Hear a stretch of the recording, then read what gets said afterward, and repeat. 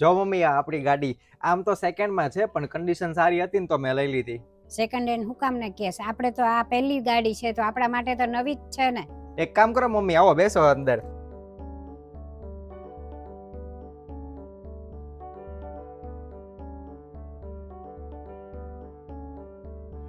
બહુ મોટી ગાડી છે હો. હા મમ્મી થોડીક મોટી છે. મનીષા તુંય બેઠ ને. ના ના, મમ્મી બેઠા છે ને, હું તો ગમે ત્યારે બેસી જાય છે અને મમ્મીનું બેઠવું ઇમ્પોર્ટન્ટ છે. ઠીક, વાંધો નહીં. મમ્મી ક્યાં જવું છે ફરવા માટે કયો?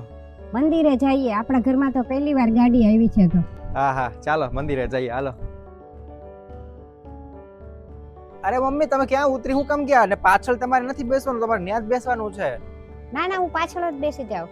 ના ના મમ્મી, આ આપણા ઘરની પહેલી ગાડી છે એટલે તમે આગળ જ બેસો. મનીષા એક કામ કર, તું પાછળ બેસી જા, મમ્મી ત્યાં બેઠવા દે. આ જમવાનું બહુ સરસ બનાવ્યું હતું. હું તો બધું સારું જ બનાવું છું, પણ વખાણ કોના થાય છે? તમારા મમ્મીના. નવી ગાડી લઈને આવ્યા તો આગળની સીટ ઉપર તમારા મમ્મીને બેસાડવા છે. કોઈ નવી વસ્તુ લઈને આવ્યા તો સૌથી પહેલા તમને એને બતાવી હોય છે. અરે કેવી વાત કરે છો? સાચી જ વાત કહું છું ને, દર વખતે હું જ બધું એડજસ્ટ કરું, તમારે ફેમિલી વાળાને કયો ઈ કરે થોડું. એટલા માટે મેં નક્કી કર્યું છે કે હવે હું તમારી ફેમિલી સાથે હું નહીં રહું.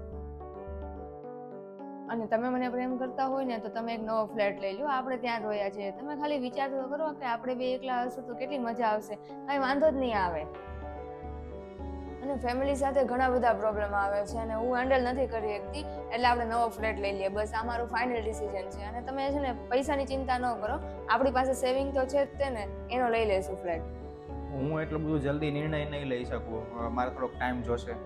મેં તો મારો નિર્ણય લઈ લીધો છે, હવે તમારી વારી છે. જલ્દીથી તમે નિર્ણય લઈ લો અને તમારા ઘરવાળાને કહી દો કે આપણે આ ઘર છોડીને જઈએ છીએ. બસ એક કામ કરીએ, 2 અઠવાડિયા મારે એમ જ તો તે કામથી બહાર જવાનું છે ઓફિસનું, તો એ આવીને પછી આપણે નક્કી કરીએ. હા, પણ તમે આવો ને ત્યારે આપણે તરત નીકળી જશું. અરે મેં એમ કીધું કે આવીને નક્કી કરશું, અને એટલી બધી શું ઉતાવળ છે ઘર છોડવાની? આપણે પણ હારે તો રહીએ છીએ, એમાં શું તને વાંધો છે? હા તો પણ હું તમને 2 અઠવાડિયાનો તો ટાઈમ આપું છું, તમને ઈ ઓછો પડે છે. મેં કહી દીધું ને કે હવે આપણે આ ઘરમાં નહીં રહીએ એટલે નહીં જ રહીએ. અત્યારે ઉતાવળ કરમાં તું, હું અત્યારે નીકળું છું, મારે ઓફિસનું કામ છે, તો 2 અઠવાડિયા રહીને હું આવું, પછી આપણે નક્કી કરીએ શાંતિથી. ત્યાં સુધી તું એડજસ્ટ કરી લે.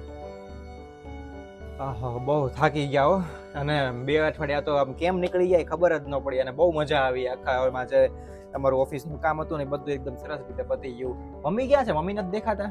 મમ્મી જમીને આરામ કરે છે. મારે તને એક વાત કેવી હતી. હા બોલો.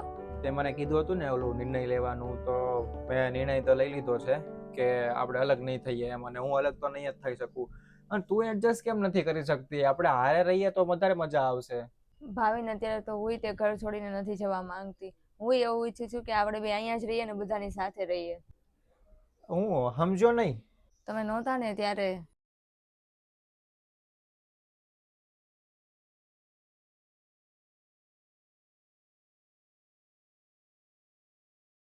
મમ્મી મને માફ કરી દેજો, મેં તમારા વિશે કેટલું ખરાબ વિચાર્યું ને ખરાબ કર્યું છે.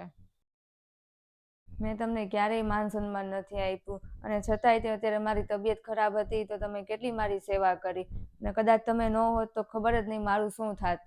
અરે દીકરી થોડી માની માફી માગે, અને તને તારી ભૂલ સમજાઈ ગઈ, બસ એટલું જ છે.